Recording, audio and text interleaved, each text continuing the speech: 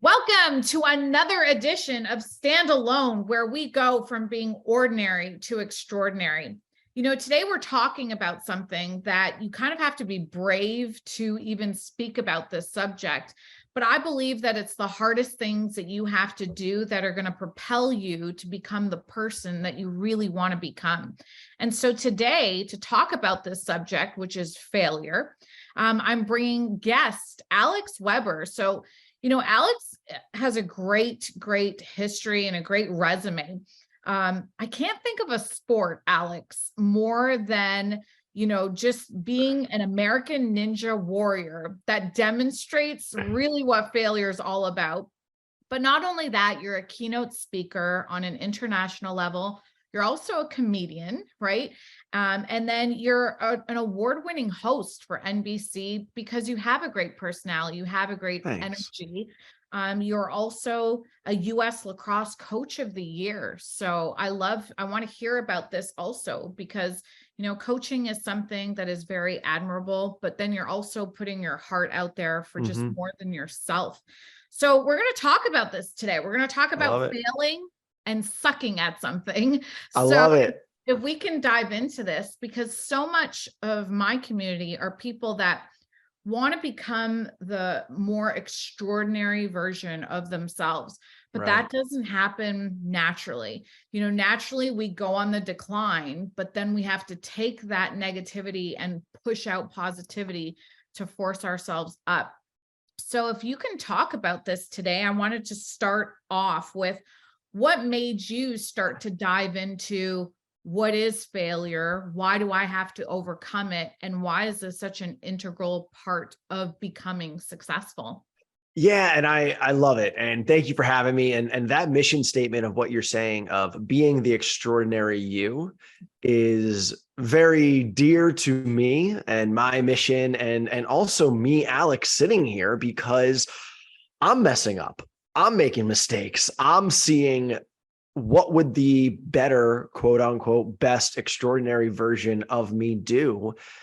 And I'm witnessing real time me doing and not doing those things. So I think first it's unpacking, this idea of failing or sucking or struggling at something is simply knowing and maybe having an expectation of what this amazing result would be, this amazing achievement, this amazing version of ourselves. And then the reality that we're not always doing it. And sometimes we call those things failures or setbacks or adversity or challenges. But these moments happen, and this is what fires me up. These moments happen in big ways, yes. But there's these little micro moments, these failures, these setbacks, these fears that happen each and every day. And we're going to win some of those, and we're going to lose some of those. The goal is just to win more than we're losing and to start to move some of those losses, if they could be consistent losses. Can we stop having the same losses? And can we move those over to more wins? And, that's been ultimately what's driven me in every season of life is this idea of human connection, being our best selves, and how we do it. I grew up in a very intense, rigid environment, whether that was sports or achievement. It was, if you're smiling, you're not working hard. And really, when I became a lacrosse coach, was my first attempt at doing high achievement, being a leader, and seeing if we can do it with some laughs, seeing if we can do it with some positivity, with some feel good, not all the time, but most of the time. And, that resulted when I took over the program, the school had never won a playoff game. That first year, we won the Los Angeles championship. And that was very validating of caring for people, nurturing, being positive, having a smile is not this feel good, fuzzy afterthought. It's actually an integral way of achieving. Yeah, I think, this is really important because in business, in my world, I actually relate to what you say a lot I love that. If you're smiling, you're not working hard enough. Right. I was actually raised by such a strict father. We weren't allowed to laugh. Like we weren't allowed to, it would be like, get serious, get to work. It was just no messing around. And when I see, my personality today, I know this has helped me so much, but I'm constantly at war with, is there a possibility to do this a better way? And I wanted to talk to you about this today because, I feel like in business, whenever I try to be a more light, a more happy version of myself, I always revert back to like, no, we got to get serious. We got to get on point and drive results. So how do we, because we have to drive results. That's the purpose of being in business. 100%. When you're in sports, the purpose is to win. It's to make it to, I get the experience part of it, but can we dive into this? And then also speak to a generation that is seeking happiness, but then your message is also, can you embrace the suck?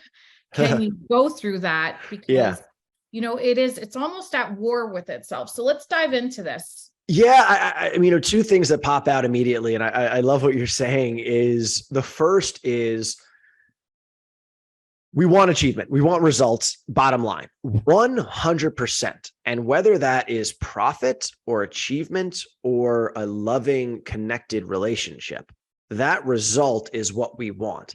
The question is, how do we get there? And one method of getting there is highly intense. Don't smile. Grind, show up early, and stay late. And again, there's a time and a place for that. And I think anyone who's achieved anything, especially in sports, because it makes things so clear, you realize there's a time and a place where you just got to grit up and show up and do it. It's not always going to be fun. But again, we're talking about our default and where do we spend most of the time?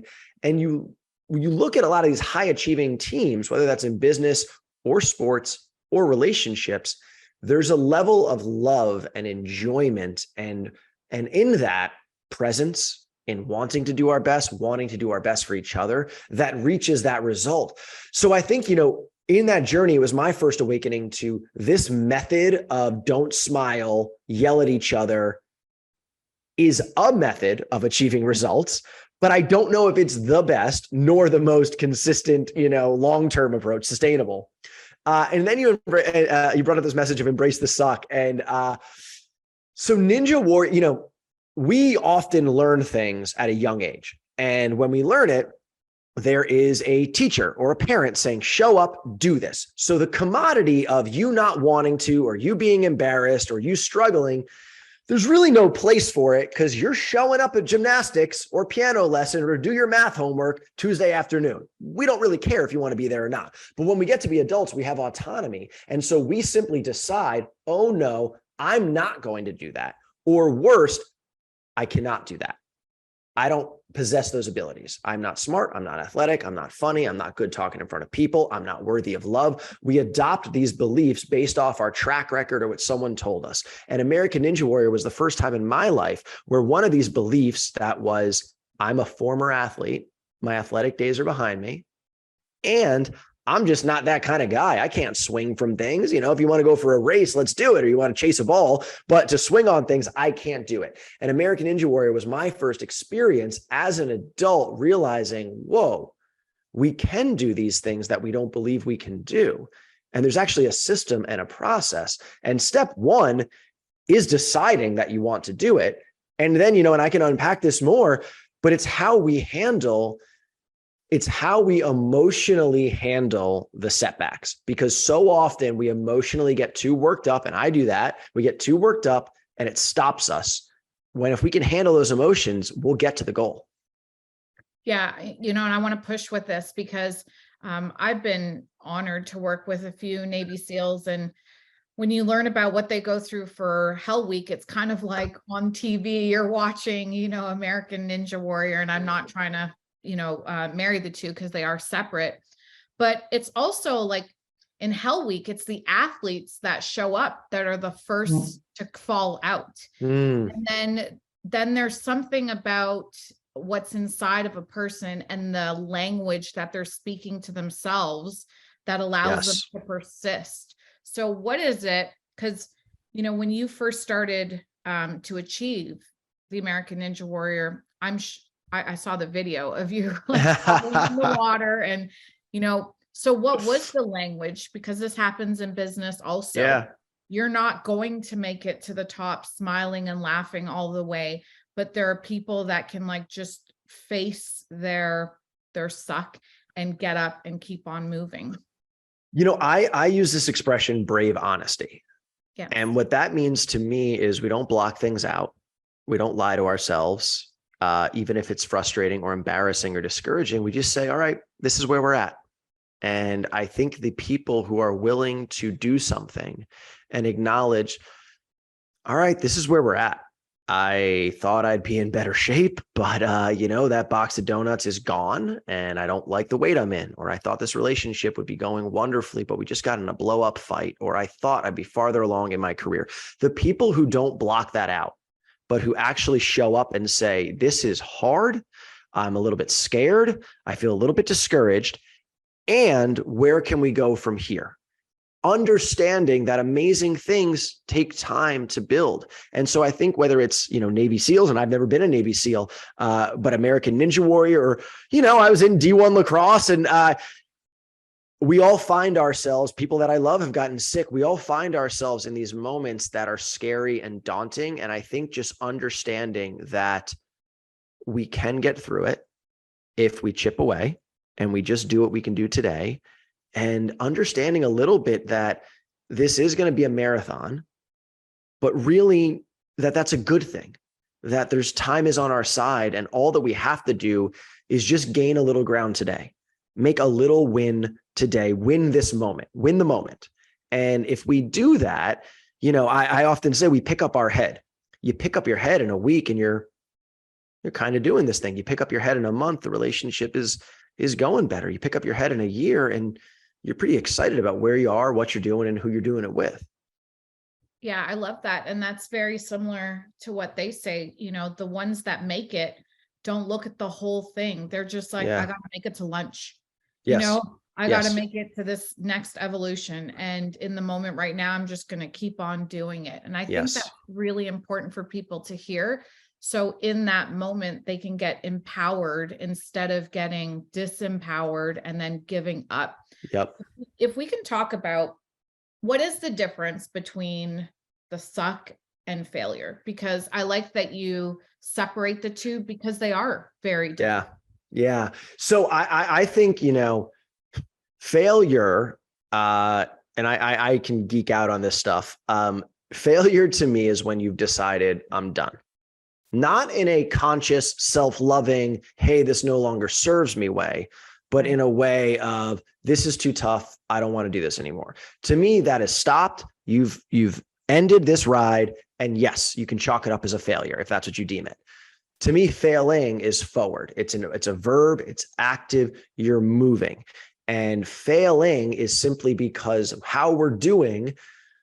It's not quite up to our expectations. So we don't call it succeeding. We don't call it killing it or crushing it. We call it failing. But at a certain point, even our tough mind is going to look at our progress and say, oh, you know what? I've been getting better at this. I'm trying this. I've been pursuing this. We'll apply different language. So I encourage people, just don't be so definitive as you're embarking on doing something difficult, because it can be very fluid. And that period of sucking, I call it the pain threshold. There's a threshold of doing something that is painful. Okay, you haven't ever done a CrossFit class. I don't really do CrossFit, but you show up and it sucks. Or Barry's boot camp, or you want to pick up cycling or run a 5K. You go out that first day and it sucks. But if you keep going, it's going to suck less, to the point that you're going to get to in a few weeks, whatever this is, you're going to get to the point of learning a new operating system on your computer. You're going to get to a certain point where it's starting to make sense a little bit. You're starting to see the benefit of your work, and you don't dread showing up to do it anymore. And that is so critical, because you're still in the depths of it. You're still in the trenches of it, but you're not dreading putting on your running shoes. You're not dreading opening up that program, because you kind of get it a little bit now. And I just encourage anyone, whatever you're trying to do, just stick it through to that point of kind of getting it, of kind of seeing a benefit, because it just deflates the pain threshold so much that you're going to keep going and you're going to hit the momentum, and it's the gatekeeper. Yeah. I, with my team, and you touched on this also, like I always say to them, you got to trick your brain, and you got to start looking at this like you're playing you're having fun because you're learning. And you talk about this, that play, learn, grow, which ultimately, it is, you start to fall in love with the people that you're working with, and you start to have like a deeper meaning to what you're doing as you start to find the enjoyment of it. Yes. And I think that's what's missing for a lot of people. They want the enjoyment too soon, too prematurely, but that's developed when you start to look at it like almost like a game where you're playing and you're learning as you go along. I would like to ask you, go ahead. No, please. I would like to ask you, you talk about negativity in the book, and you say that it's like an oil spill in our mind. And, if we can just wrap up this whole thing with the suck and the failure, but what is the language that you teach people to say about themselves, especially when you are coaching a team? Because you took a team that was, I believe they were one of the worst, and you made them win in the year that you worked with them. So there was a leader that came in and changed that team, which is you. Well, I mean, thank you for that. And it's, the notion of identity is so big. Identity is what you believe to be true about yourself. And whatever we believe to be true about you, about me, we then act out that part consciously and unconsciously.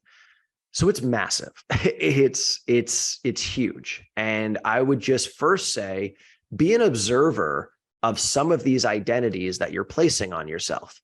You spill your coffee. I'm a piece of crap. Are you? Or did you spill your coffee?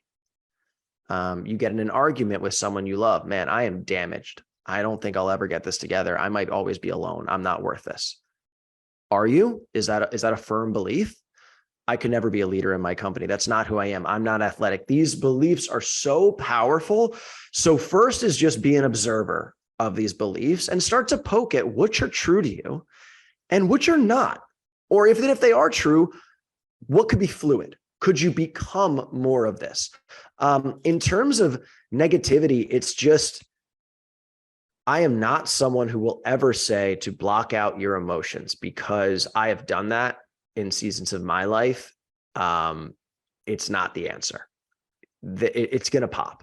And whether that's substance abuse or acting out or vices or depression, I've had it all. And if we don't feel our emotions, they're meant to be felt, they're going to show themselves in a different way. So I first want to say, feeling hard emotions is not negative. Feeling hard emotions is being a human being. What I believe being negative is a choice of looking at a situation, looking at yourself and saying, this is horrible and it's going to be worse. Oh, this is terrible. There's nothing we can do about it. I'm so overwhelmed. I'm so scared. I don't want to do this.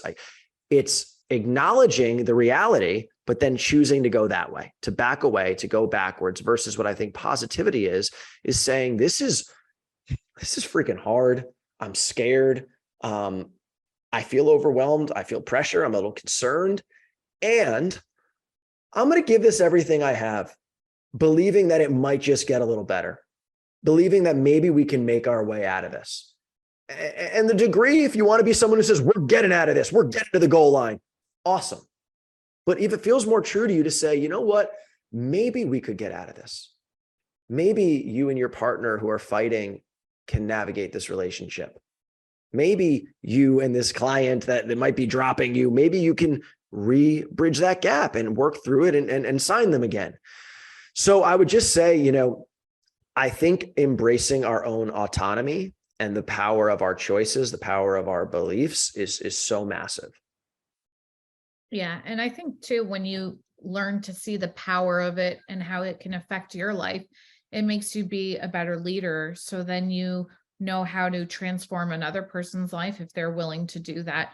With those kids, what would you say are the things that you, like when you went in there and you see failure? I actually love this because I love looking at someone like, this is a project. We can transform this individual. What did you specifically do with them? So you're giving me permission to get a little fired up here, which is I coached high school lacrosse. I did not coach the Olympic team or a professional sports team. And And sometimes I've thought, well, maybe these lessons don't translate to bigger worlds.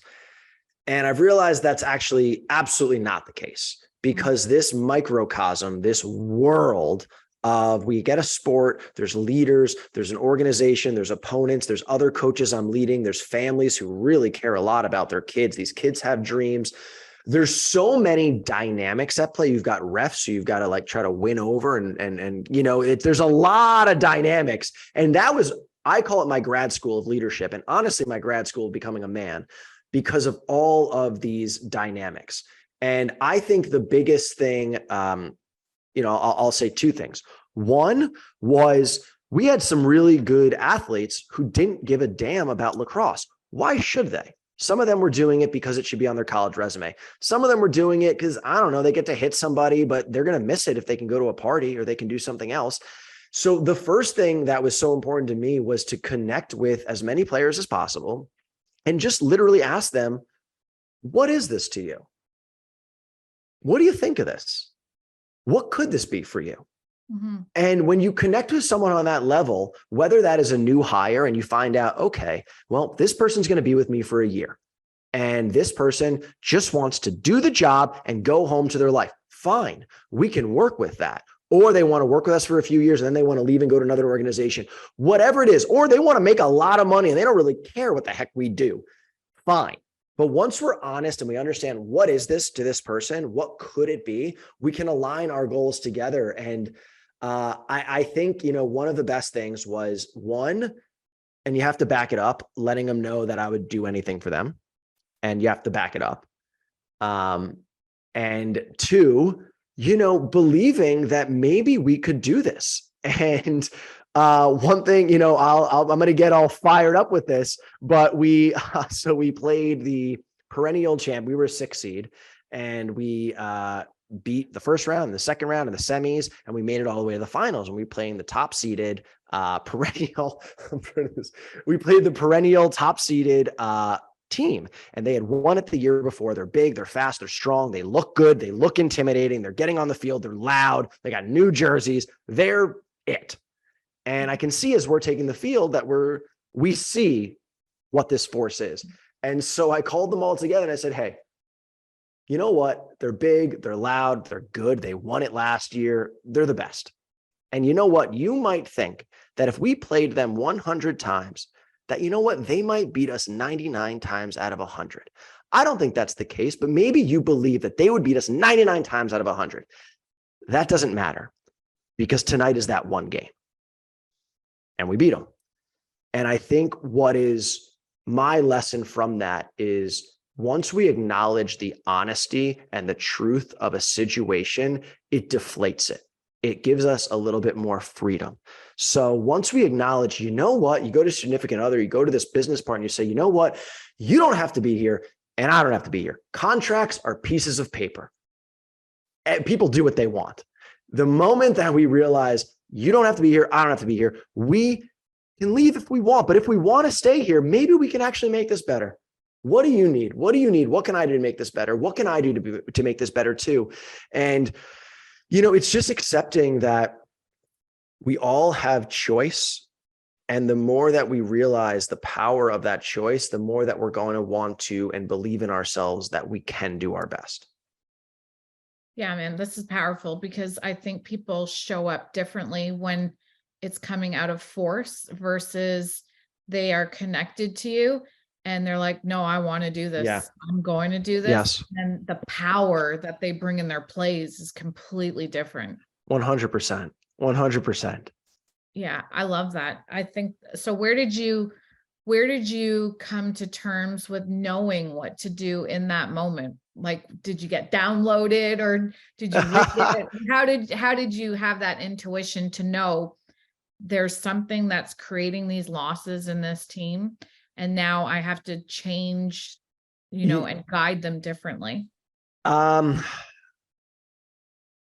It's a great question. And I'll say, we are products of our upbringing, and my dad loves me so much, and he's so supportive, and he's also a really tough, intense personality.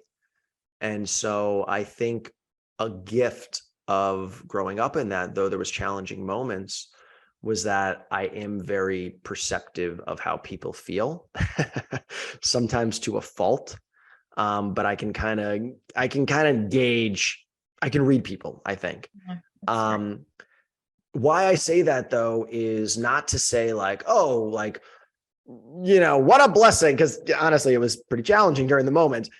But one of my theses, especially in speaking, is that your challenges create your gifts. So to anyone listening, just to reflect on what are the challenges that you've gone through in your life that are unique to you, and what have those activated in you? If you went through a really hard breakup, maybe it gave you a gift of empathy. If you did have a tough parent, well, you might be able to connect with other people who had tough parents, or you might be able to 180. I didn't really connect with my college coach's leadership style, but one thing that I did was 180, do the direct opposite of the things that I didn't agree with. So there's gifts in your life that are unique to you. There's gifts in your life, Sabrina. There's gifts in my life that are unique to us. And I would say to access those, because if not, we've just gone through some crappy things to go through some crappy things. Yeah. But there's a lot of gifts in there if we search for them. Yeah. And ultimately, that is what Embrace the Suck is all about. It is all about, there is a reason why this is happening. And if I can go through this and reflect and then reframe it and then just build upon it, it can be my gift to the world. Instead of me just being a victim and like, this happened to me and now I need to have counseling for the rest of my life. So I love that. I think that's so powerful. I want to talk about momentum because I think this is really what people should be aiming for. It's not that you like suffering. It's that if you can get to the other side of it, then momentum starts to work for you. Yes. And then you get into this phase, a business experiences it, where I always say like so much energy is required to get into the air. Whatever you think, double down in your calculation, whatever you like, however hard you think it's going to be, like quadruple, it's going to be even harder. But then there's this lift, like you get into the air of business and it's like, you can look back and be like, man, it was worth it. And I believe that is like what momentum is when you're playing in a sport. It's like, it's so hard in the beginning and you think like, is it even possible for me to excel at this? But then it's like, you're flying in the air when you're an athlete and people look at you like, how did you become that? Right. What can you speak on because you talk about in your book, the power of momentum? What does momentum mean to you? And why is that so powerful to get to that place? And I love so much of what you're saying. And part of it is also just looking at, physics. And I have always thought it's very cool when you see things in different arenas. There's philosophers and rappers and comedians who all say the same truths in different words. And in whether it's physics or energy or the universe or business, there's some truths. And one of those, like you're saying, a body in motion stays in motion.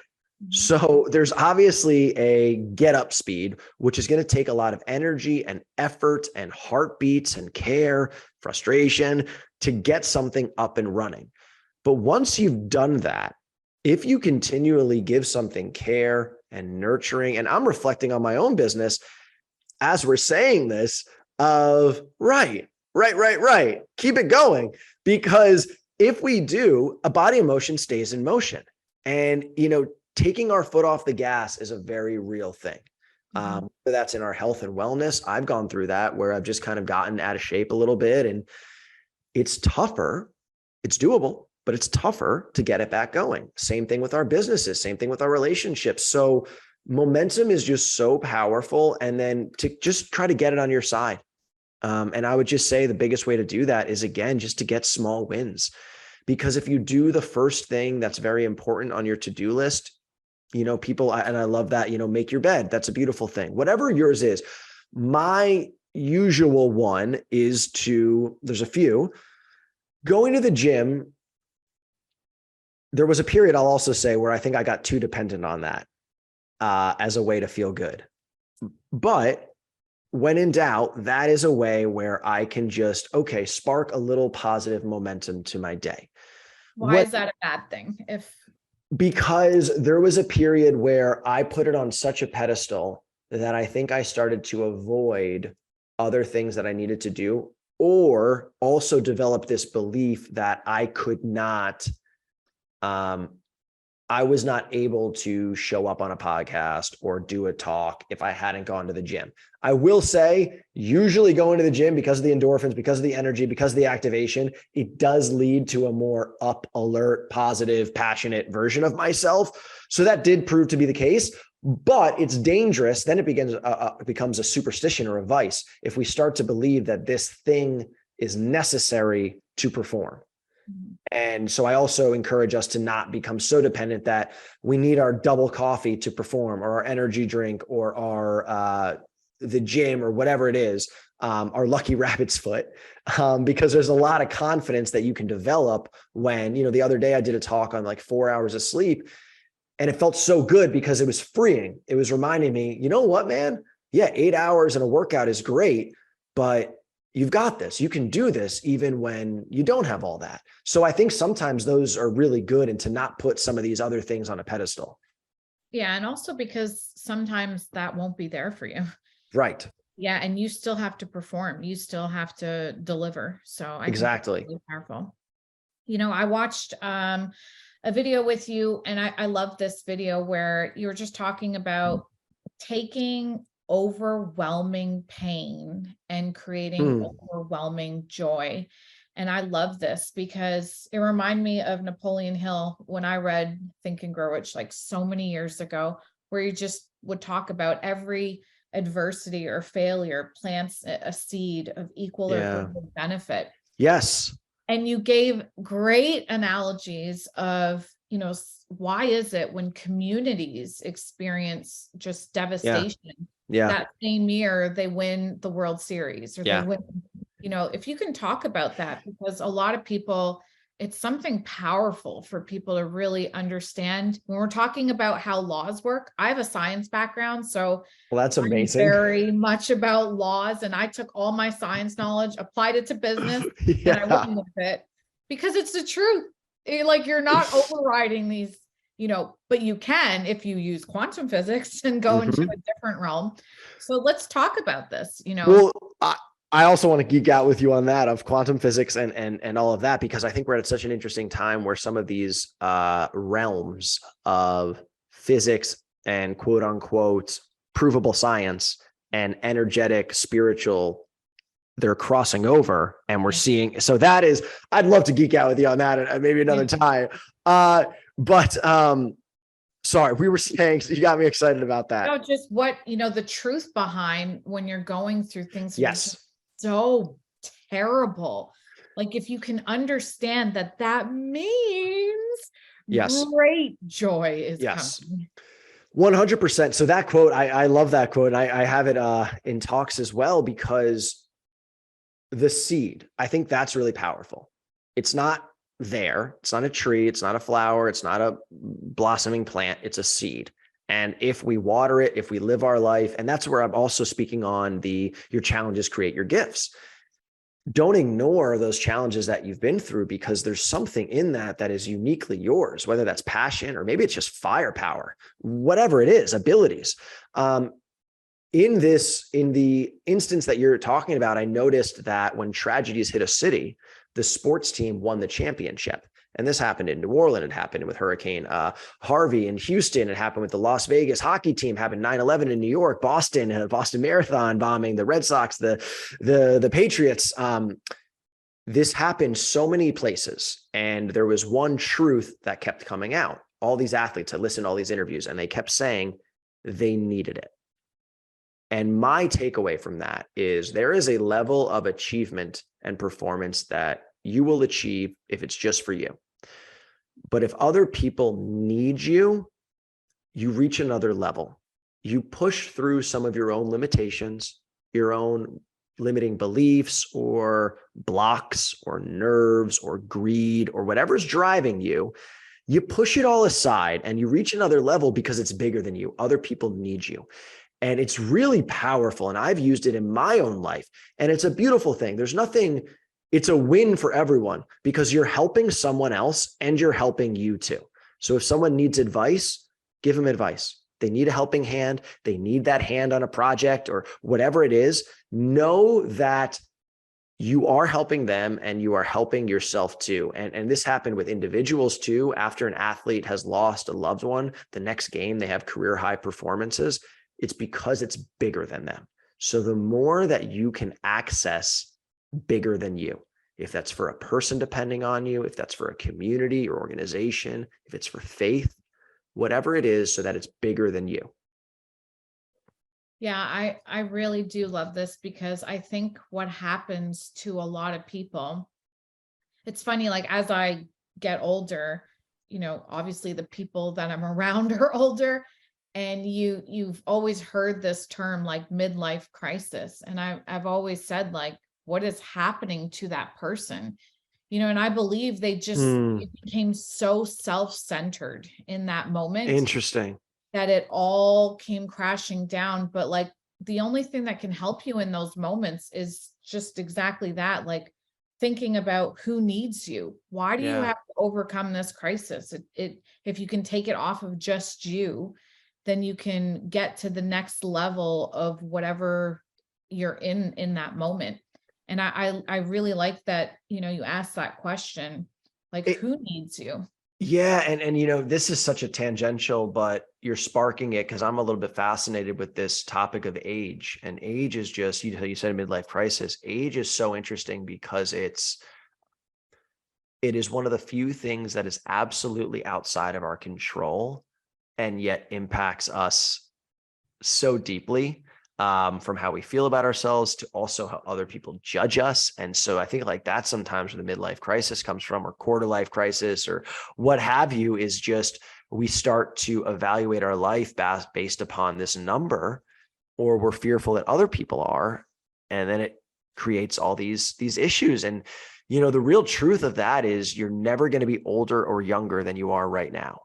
And the more that I've been involved, especially a sport like American Ninja Warrior, but also, in speaking and comedy and seeing couples in love, I guess my takeaway on all of that is age is a number, but there's very much a life age. And there's people who have a number age of 60 and they act like they're 40 and they look like that too, And so I guess I just felt called to speak on that of don't allow a number to cause you a crisis.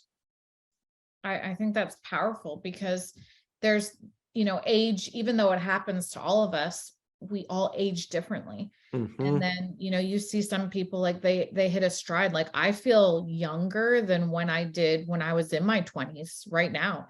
And I feel like, that 100%. excites me. And when people say like, I wish I could be 20 again, I'm like, I want nothing to do with that. That was a hot mess. Yeah.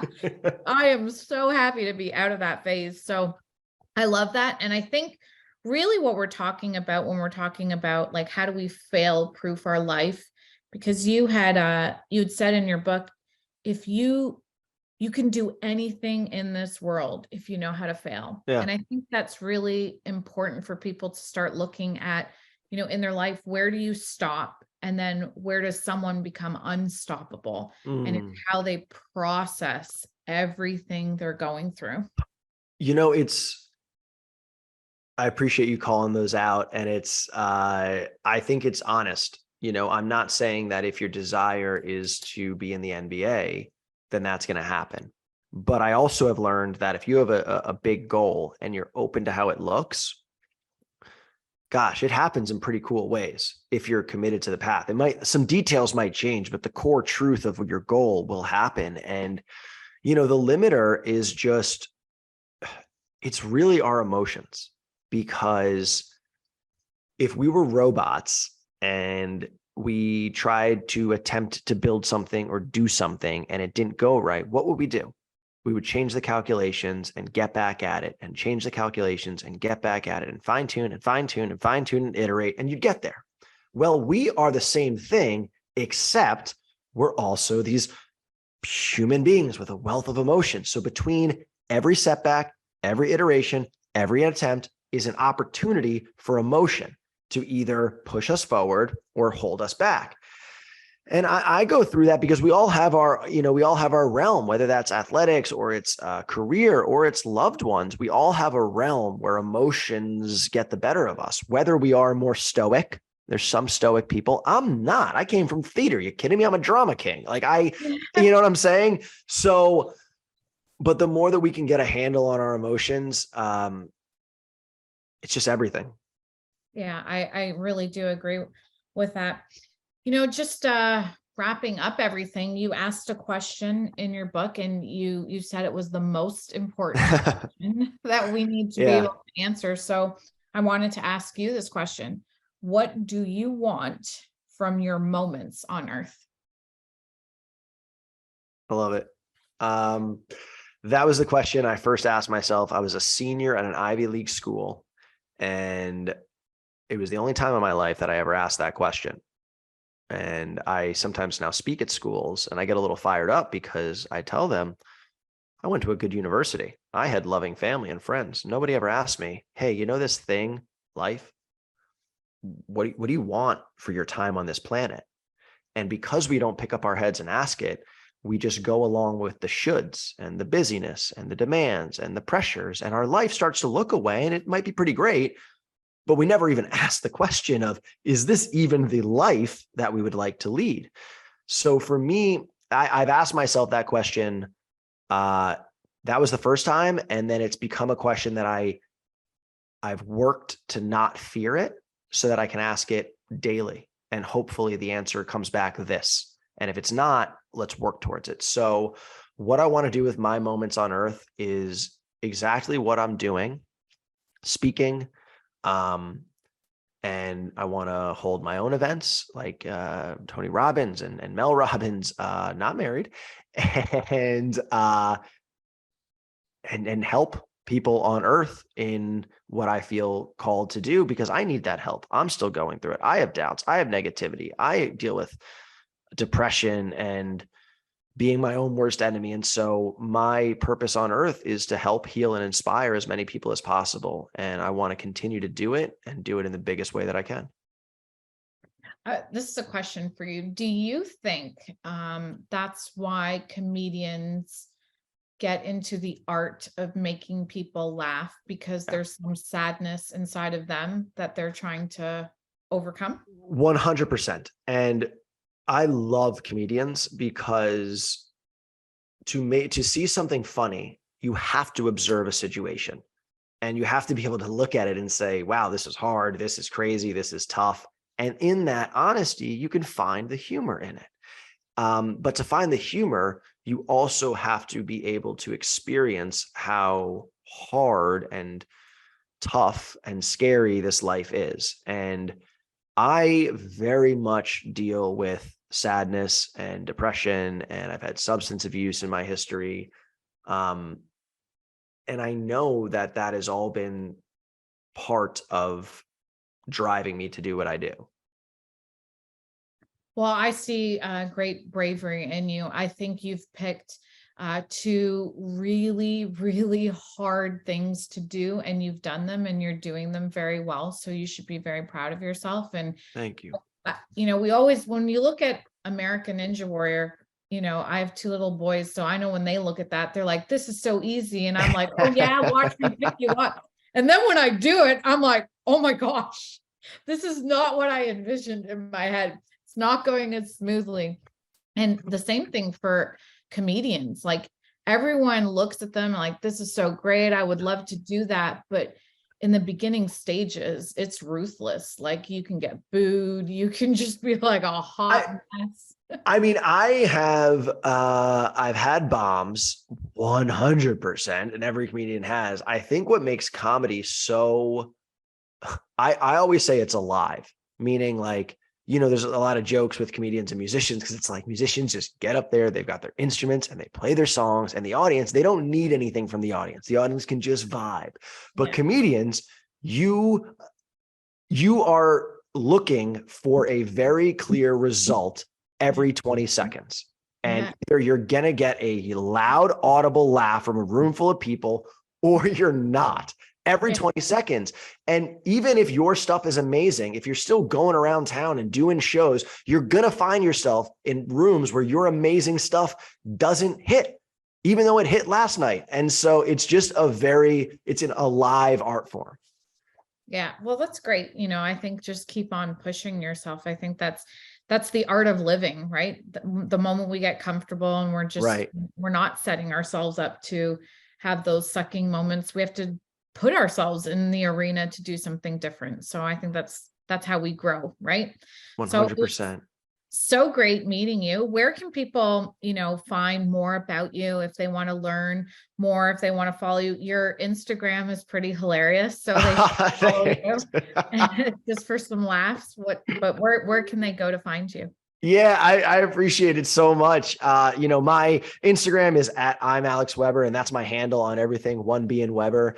Whether it's keynote speaking, or I also run a men's community, or if, just like Sabrina said, you want to connect over IG for a laugh, I'd love that. And Sabrina, this is awesome. I'm so grateful that you had me on, and it's so beautiful to see someone who is so accomplished in business, and just like your science background, talking about quantum physics, you are a complexly wonderful human being. So this is awesome. Well, thank you very much. And same to you.